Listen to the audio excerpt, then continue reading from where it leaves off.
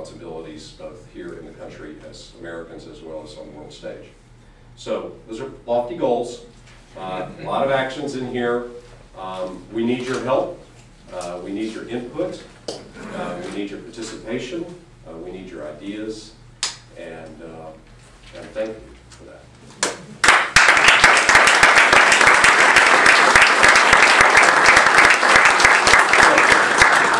It's my great pleasure to introduce our next speaker, and as I said, that the Park Service has got innovators already working in the organization that are doing fantastic things, and so Mike Creasey is our next speaker. I believe that's correct, right? And Michael is the superintendent of Lowell National Historic Park, and we took the Second Century Commission to Lowell, and that was very strategic in our planning. Actually, the way we organized the trips of the Second Century Commission was with intentionality. That we could have done 5 wonderful big national parks, big iconic parks, but instead we took them to something that would open their eyes that there are different models. And I think there was even some reluctance on some, like, why are we going to Lowell?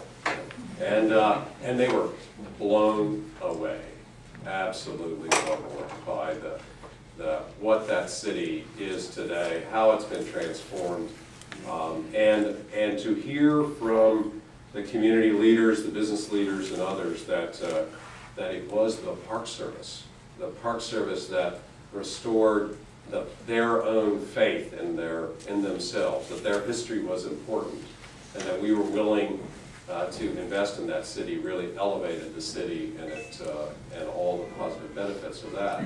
And Mike Creasey has been critical of that, and he's going to talk to us next.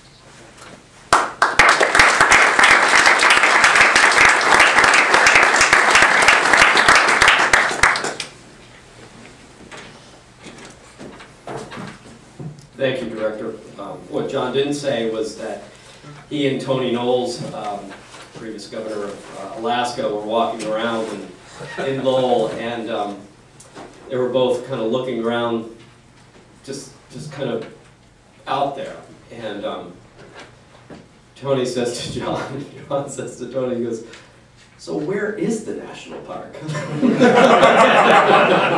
So we kind of have this boundless national park in Lowell, Massachusetts, which is an interesting one, and I'll talk about it in a little bit just to show a couple of examples of how we work. But anyhow, I was telling this story the other day to my staff because we're about ready to plan a call to action retreat next week, and anyhow, they said we ought to create some buttons that say "Stop looking, you're in it."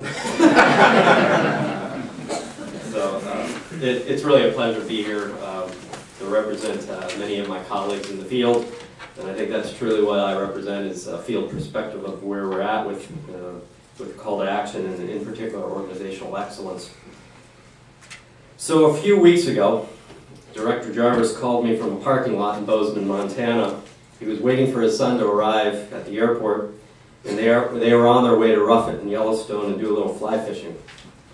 I only found out later that he had some posh cabin that Dan Wank had arranged for him. I, on the other hand, just happened to be on my way to Yellowstone in a couple of weeks after John, and I was in planning a trip with my son that would go into the Heart Lake region, and I was busy buying every single high-tech gear from REI so that my backpack would be lighter than my son's, so that I would not be collapsing in the middle of bear country. Anyhow, that's how we got this conversation started about my involvement. Our conversation shifted into waters that have been fished before by the National Park Service, and that's organizational change. John talked with a sense of urgency and suggested that it is time that the sleeping giant was woken up. The agency is going to celebrate its 100th anniversary as one that is supportive of innovation, and it must be encouraged to rise and spread. One that is strategically engaged in systematic and networked approach that better integrate parks and programs. One that builds collaborative relationships with parks, regions, communities, and partners. one that is relevant to the American people as a 21st century organization. I was furiously taking notes as he was talking in an urgent manner, and in the back of my mind asking, why is he calling me? Then he asked if I would work with Deputy Director Mickey Fern, Meg Wheatley, a renowned organizational development expert, and others to explore how we might be able to act upon the organizational excellence goal in the call to action. He said that I should go home, think about it, and get back to him. I said, Mr. Director, it's not every night that a director of the Park Service calls me. I would be happy to collaborate with you and your team. It is clear that the National Park Service has made substantial investments in employee training and development, and that the leadership and workforce enrichment programs in various institutes suggest that there is currently a greater level of sophistication in NPS leadership and management programs. Meg Wheatley, as John recalled, advised that a second century National Park Service will need to institutionalize leadership throughout the service that is adaptive, innovative, resilient, and based on self-organization. She suggests that the solutions are already here. The basic approach is to notice who's already demonstrating these skills and capacities and begin to connect people in order to reach and support each other. Nourish those that demonstrate opportunity to expand innovation and provide resources to inspire others to experiment and innovate. Mickey Fern suggests that we are constantly discovering new ways to achieve our mission. And I must say it's been a pleasure to work with Mickey on some of these ideas. He's really brought a new perspective to how I think about our organization. It's an organization that is steeped in tradition that needs a balance between the best thinking of 21st century principles in park management. We will need to make space for new ways of doing business and new opportunities to serve our stakeholders and customers. How do we inspire freshness in an organization with so much history and so many long-term employees? Alignment and focus is critical. The Second Century Commission report presented a vision for the 21st century National Park Service, and the call to action provides the intent to pursue the vision. A focus on these actions through strategic investments of fiscal and temporal resources to support leaders who step up to the challenges we face is critical. The call clearly proposes that the National Park Service act with intentionality.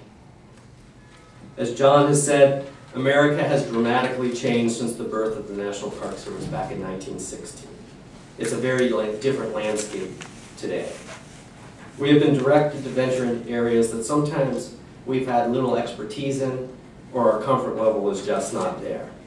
Urban centers and environments that have challenged us and our capacities and skill sets. On the other hand, the National Park Service has recognized the need to engage in things like large landscape protection measures, that the NPS is just one among many public and private interests, in places like heritage areas, and engage in civic engagement in arenas and environments that we're not necessarily comfortable in, or this agency is reflected in. So although we may be hesitant to put ourselves out there on issues we're not comfortable with, we have seen moments of leadership that have positively moved the service in new ways. And when I say we, that includes all of you in terms of bringing about these changes.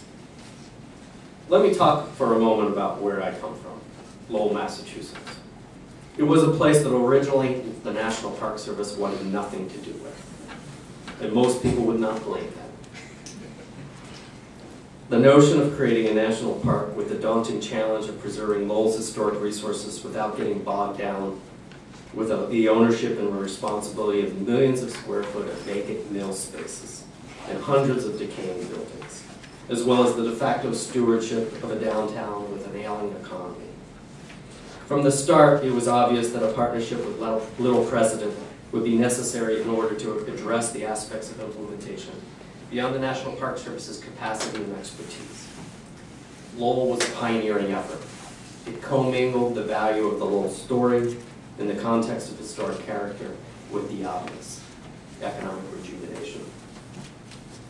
More importantly, the implementation was conducted with a high level of intergovernmental and private sector cooperation. And furthermore, it was expected that the state and the federal investments, through an array of incentives and controls, would lead to private sector commitments. Lowell became a National Historical Park in 1978 thanks to the efforts of Senator Paul Songus, our local school superintendent, Pat Mogan, and many local and state officials. Within days of the passage of the legislation, the city held a large celebration. School bands paraded down Merrimack Street, and a crowd of 5,000 people showed up at City Hall to hear speeches and sample ethnic foods. National Park Service Director Bob Whalen delivered the keynote address. Again, what he said. For Lowell and the National Park Service, he pronounced, "This is an historic occasion," and he urged those working on park plans to be flexible, innovative, and cooperative. 7 years ago, I came to Lowell, and I was lucky enough to inherit an organization that innovation and collaboration built within its DNA. A few years back, we celebrated our 30th anniversary, and we used that moment as a time to reflect upon our work, and most importantly, how we did our work. In 1978, Lowell had 5 million square foot of vacant mill spaces. Through using historic tax credits, 84% of those mills now have been rehabilitated to a total of $340 million of private sector investment. 20 years ago, we started a partnership with the University of Massachusetts for Experiential Education Learning Center called the Tongass Industrial History Center. We now host 50,000 school students and teachers each year, and we welcomed our 1 millionth student just last month. We have been strategic on how we staff our organization as well. Our planning and grants manager has brought in some $50 million in the last decade for transportation and state funding, other people's money, to build trails along the canal systems and the rivers, and build an alternative transportation system for moving visitors via boats, trolleys, and canal walkways. Our story of immigration, race, and class does not dwell just upon our history, but we engage the new immigrants and refugees from places from all over the world. For example, Lowell has the second largest Cambodian population in America. And when they needed a space for the Angkor dance troupe, they came to the park to ask for our assistance. They're now located in the Patrick Mogan Cultural Center. After the park's 30th anniversary gala event, where 500 people attended, the business and the nonprofit community came to the park to discuss the creation of a leadership institute to make sure that the national park and the community building story was not lost, and to find a way to inspire and engage Lowell's diverse communities. Public Matters, Lowell's emerging leaders, has now graduated some 60 people and is in its 4th year. And lastly, when the city was looking to rebuild the last remaining blighted area, a $1 billion proposed area within 15 acres, right in the middle of the historic district, along 3 of our canals, the city asked 3 institutions to participate in selecting the master developer, and the National Park Service was one of them. Lowell has learned to use the arsenal of National Park Service programs, as well as other state and federal programs, to remain healthy even in these hard economic times. We define partnerships in which everyone puts something into it, and everyone gets something out of it. I know many of my colleagues have similar stories of collaborative successes, and it's time that we find a systematic way to share them and learn from them.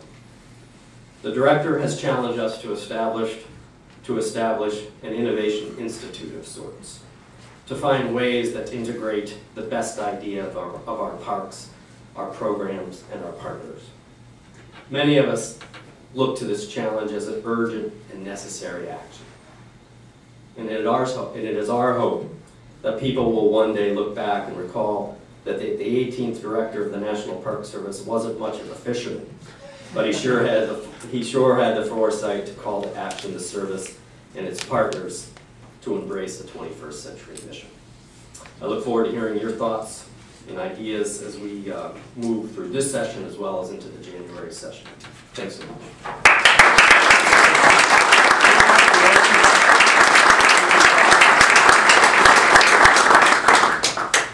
Do you want to ask further questions? Anyone have any questions for myself or John or any of the director right up in the front row here? Derek. Why were you inspired and your predecessors as superintendent to take the risk